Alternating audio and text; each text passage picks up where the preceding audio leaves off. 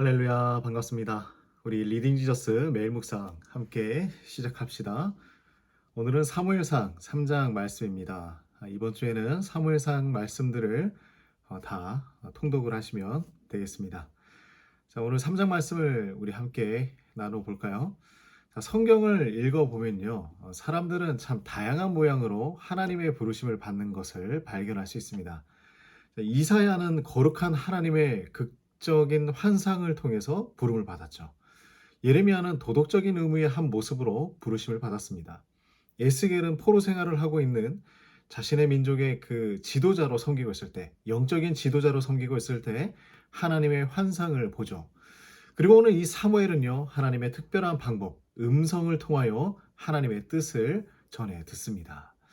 자, 사무엘이 살고 있던 그 시대의 상황이 어떠했길래 이러한 일들이 일어나게 되었을까요?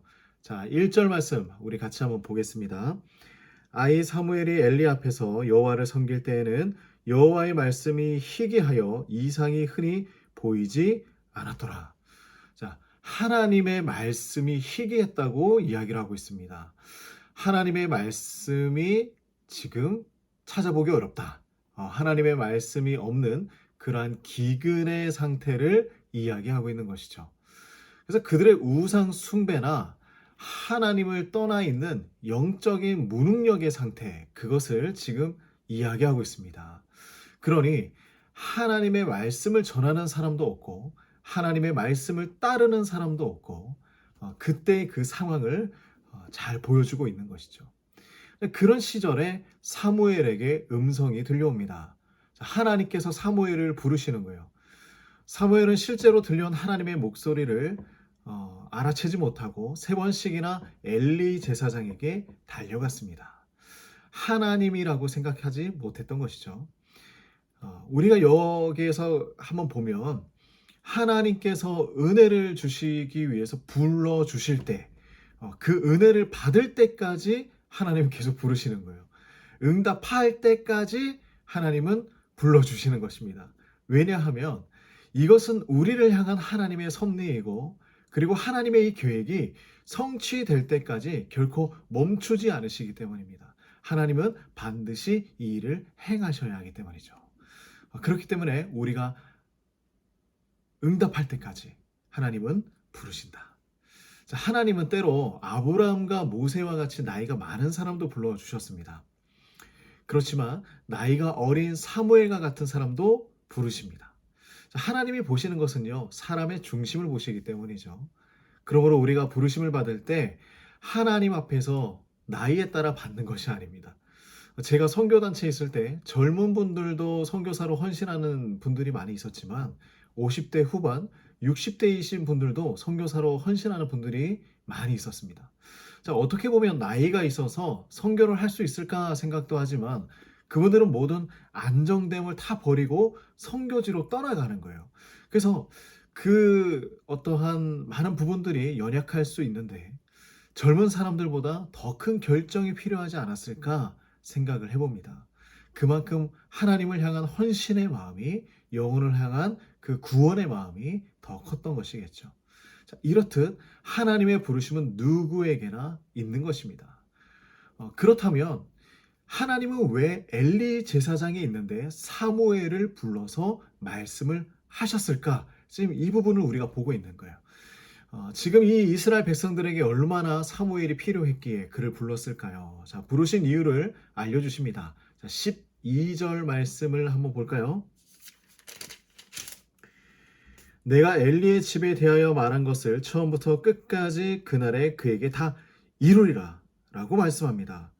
엘리의 집에 대하여 이야기하신 것을 이루어 가겠다. 자, 이것은 좋은 의미가 아니에요. 자, 엘리의 집에 대해서 말씀하신 것, 엘리의 집을 영원히 심판하시겠다는 것입니다. 엘리가 죄를 지었기 때문인데요. 자, 13절 말씀 같이 한번 볼까요?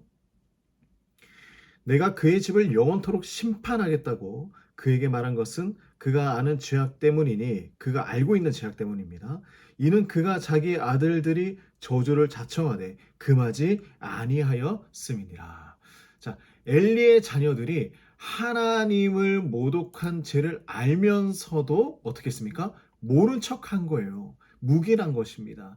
아버지로서의 의무를 다 감당하지도 못했죠. 그리고 더 나아가서 제사장으로서도 의무를 책임지지 않았던 것입니다. 자, 물론 하나님은요, 사람들의 죄를 가슴 아파하십니다. 그래서 그 심판을 조금 더 이렇게 유예하시기도 하시죠. 하지만 하나님은 자신을 멸시하는 자에게는 반드시 심판을 하신다. 엘리의 아들들은요, 하나님을 고의적으로 멸시했던 것입니다. 사무엘은 이 하나님의 말씀을 듣고 마음이 편했을까요? 두려웠을 것입니다. 자기와 함께 생활하던 엘리 제사장이 심판을 받는다고 하니 그에게 있는 그대로 하나님의 말씀을 다 전하는 것이 쉬운 일이었을까요? 아니었을 것입니다. 자, 그래서 엘리는 어떤 생각을 했을까? 엘리는 어떤 생각을 했을까? 자, 엘리도 나름대로 다 궁금했을 것입니다. 사무엘에게 조금도 숨기지 말고 자기에게 다 이야기해 달라고 합니다. 물론 사무엘은 하나님의 모든 말씀을 있는 그대로 다 전하죠. 자, 엘리 제사장의 마음은 어땠을까요? 자신의 그 평생을 한번 돌아보면서 하나님을 위해 제사장으로 쏟아왔던 그 많은 시간들을 회상했을 것입니다. 그에게도 믿음은 있었어요. 하지만 스스로는 그 믿음이 너무나 부끄러웠을 것 같기도 합니다. 자신의 자녀를 위해서 모른 척할 수 있었던 그의 마음 가운데 온전한 믿음은 아니었지만 때로는 그 마음을 이해할 수도 있을 것 같습니다. 자, 우리도 평생을 하나님을 위해 살아가고 있지만 엘리와 같은 모습으로 살아가고 있는 것은 아닐까.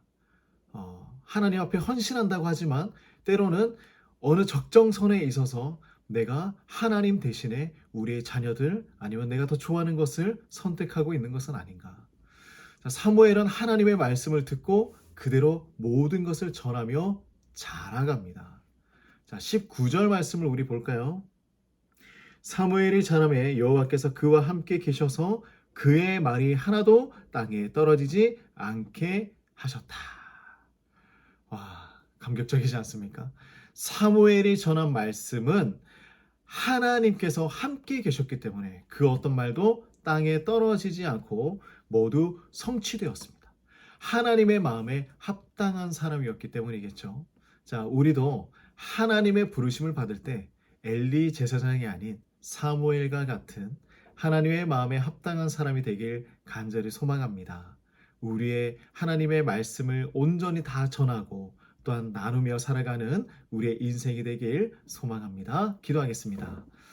하나님 아버지 참으로 감사합니다. 하나님의 크신 은혜가 우리 가운데 있기에 또한 우리가 하루하루를 살아가고 있습니다. 하나님 때로는 우리가 세상과 타협하고 나 자신과 타협하면서 하나님의 뜻을 거스르며 살아갈 때가 있습니다.